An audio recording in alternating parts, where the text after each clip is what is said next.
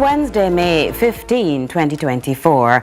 I'm Caroline Brown with CVM News at noon. Thanks so much for joining us.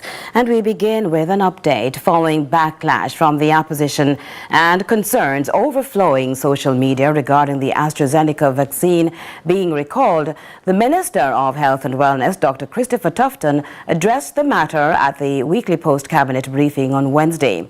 He advised no blood clotting case has been recorded on the island. The vaccine was known to come with side effects in a very small percentage of times, and that those side effects will be most noted within 3 months of taking the vaccine. And I'm looking here on the report, which CMO may not have mentioned, that there are no reports to date of any cases in Jamaica of persons, Jamaicans, suffering that side effect, that rare side effect, involving the AstraZeneca. So we have clinically on record no report of. And those who would have taken would be highly unlikely, if not impossible, to have that side effect now, years after taking the vaccine, and we no longer are distributing the vaccine. Also, on another developing matter, the Prime Minister this morning responded to the opposition's decision to withhold its signature on a draft proposal from the Constitutional Reform Committee that was tabled in Parliament on Tuesday. The government previously suggested the opposition could potentially derail the process of making the country a republic. Also at that post-cabinet briefing, Mr. Holness said the opposition's reaction is not unusual. My initial assessment of the response of the opposition is that I am disappointed, but I am not surprised.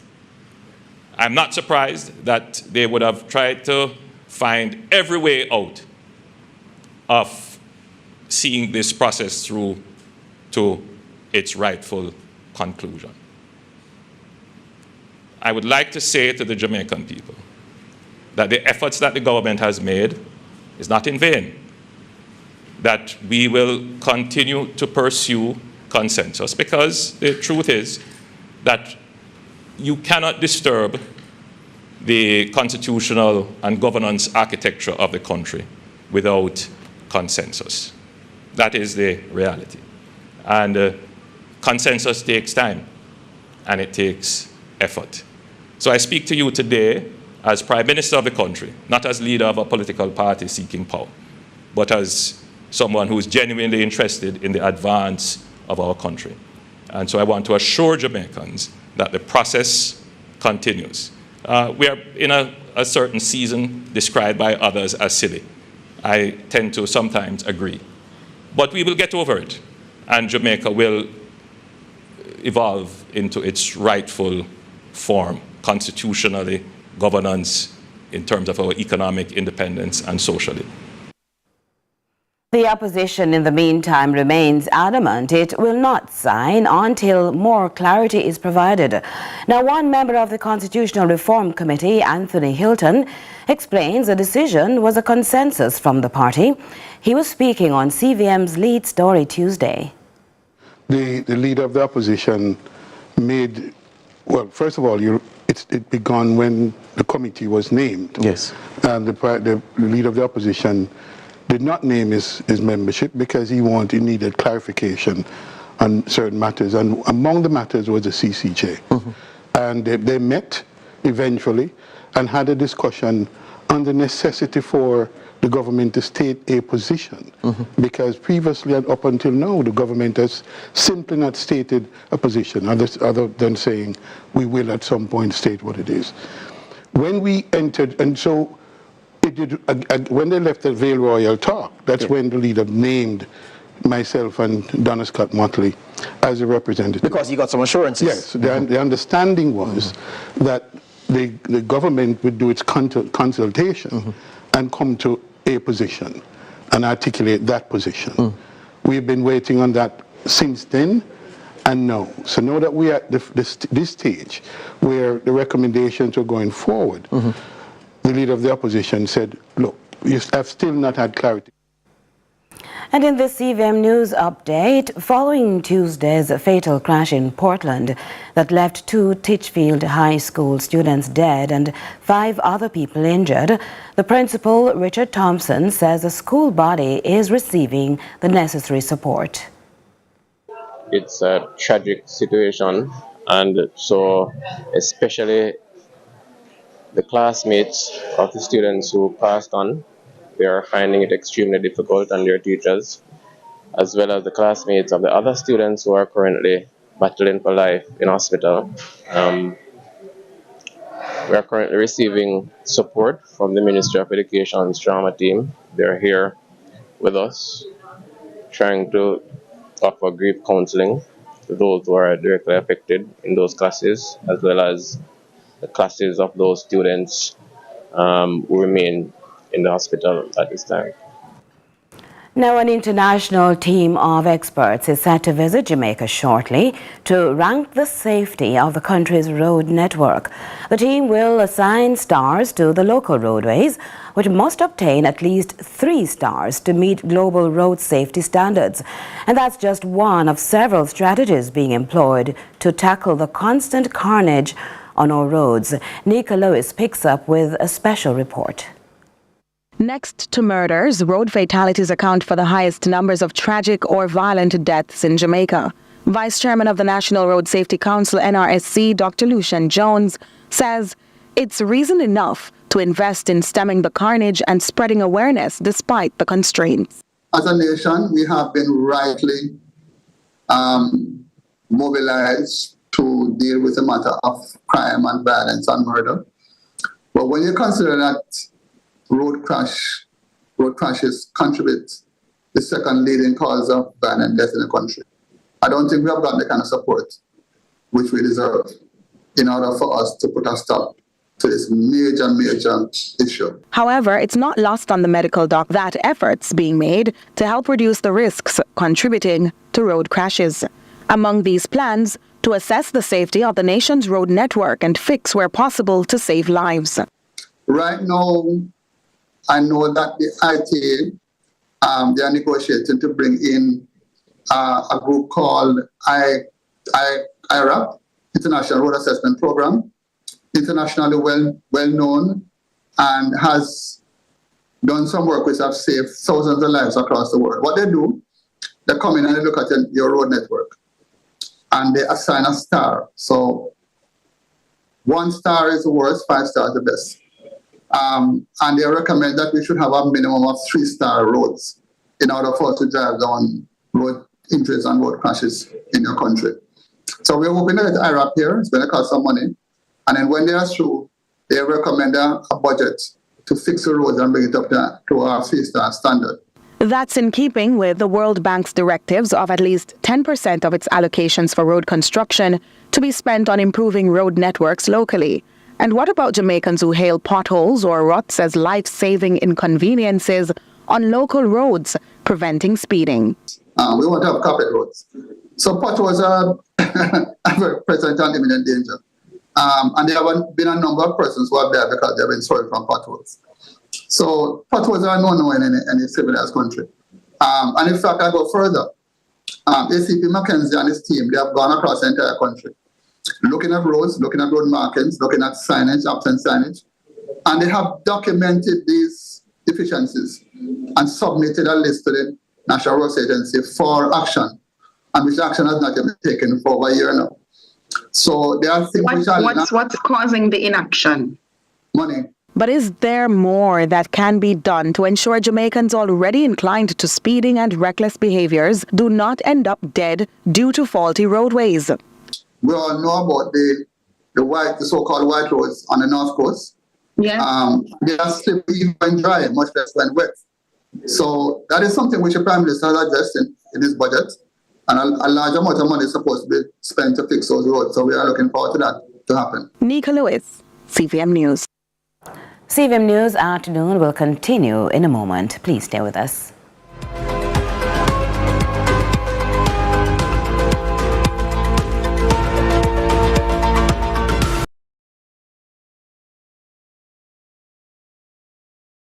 Later, Daddy.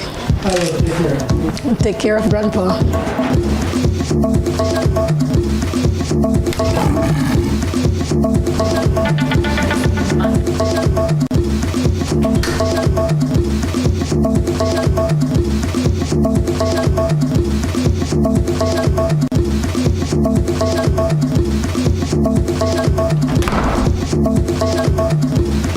Saka, need work.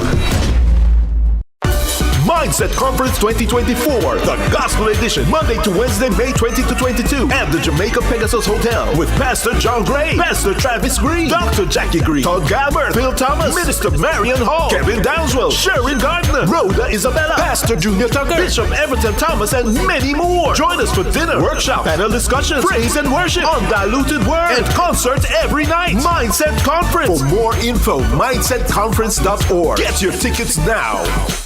Bag it and pin it, every rubbish in a pan. No dirty up the place, this a we island. So keep Jamaica, say me good read, keep Jamaica clean. Beg you listen to me please. No plastic bag, no fear blowing at the breeze. No proper garbage disposal, recycle plastic, now make it full up in the streets. Bag it and pin it, every rubbish in a pan. No dirty up the place, this a we island. So keep Jamaica, say me good read. A message from the National Solid Waste Management Authority.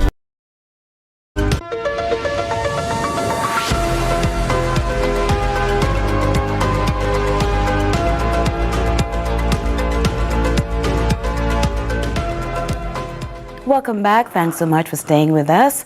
Mayor of Kingston, Andrew Swaby, recently approached several significant developments aimed at enhancing the infrastructure and services within the Kingston and St. Andrew Municipal Corporation, the KSAMC.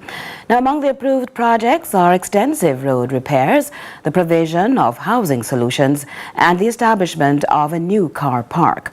Mayor Swaby says he has signed off on a multi-million-dollar project, which includes the repair of sanitary conveniences at various markets across the municipality. The contracts, he explains, total over $13 million. Now, the municipal corporation is also working on housing solutions.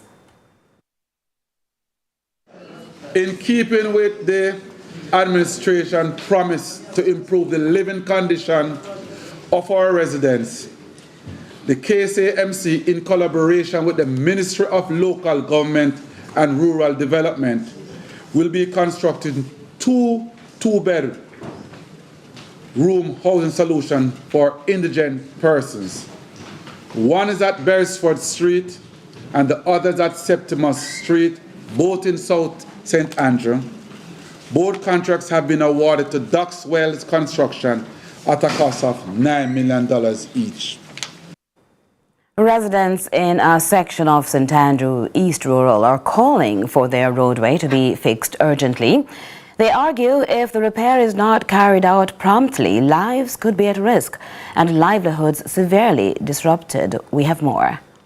For motorists who are unfamiliar with the Newcastle area in St. Andrew, this section of the road is easily a disaster waiting to happen.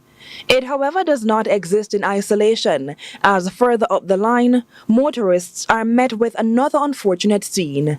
This section of the road, some months ago during heavy bouts of rain, was completely covered by debris from a landslide. Residents say they were forced to shovel some of the mass away, resulting in a narrow path through.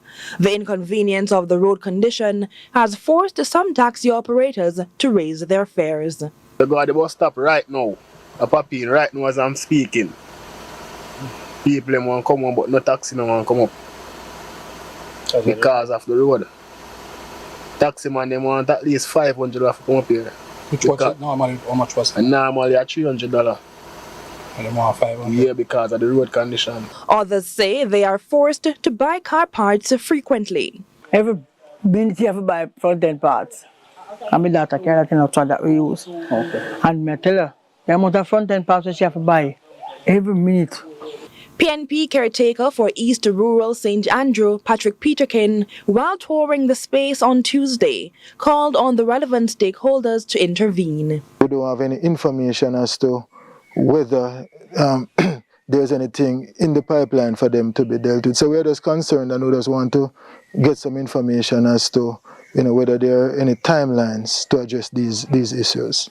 He posits it would be wise to fix the lingering issue now instead of waiting for it to get worse. Once this continues without being fixed, it will, it will get worse and worse. So when it costs $1 million or whatever it will cost now to fix, the longer it stays, the more it will, the money will pile up, and we'll hear that it costs millions and millions of dollars to fix. So it's an urgent situation that will need to be addressed as early as possible. Natalia Clark, CVM News.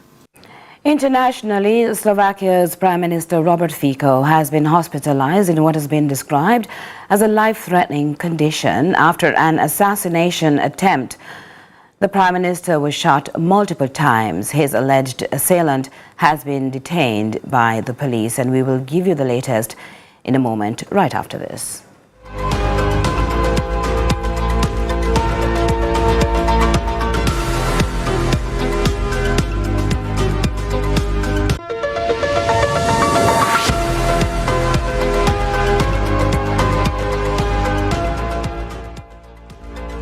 You can live life to the fullest with HIV. This time signal is brought to you by the Ministry of Health and Wellness. The time is 12:15. We needed to raise capital, but our experience with local financial institutions was that they were cautious and slow to act, and interest rates were far too high. We had real concerns about financing our business through outside equity investors and the possibility of interference. Could we get a fair valuation for our business? We had our own ideas about the business and its value. Should I go the traditional route of bank financing, or should I try the Jamaica Stock Exchange? So we made a call and experienced transformation of our business through conversations. I'm John Mafood, CEO of Jamaican Teas, and we're listed on the Jamaica Stock Exchange. Give us a call today at 876-967-3271 to begin your transformation through conversation. We want to see your company listed on the Jamaica Stock Exchange.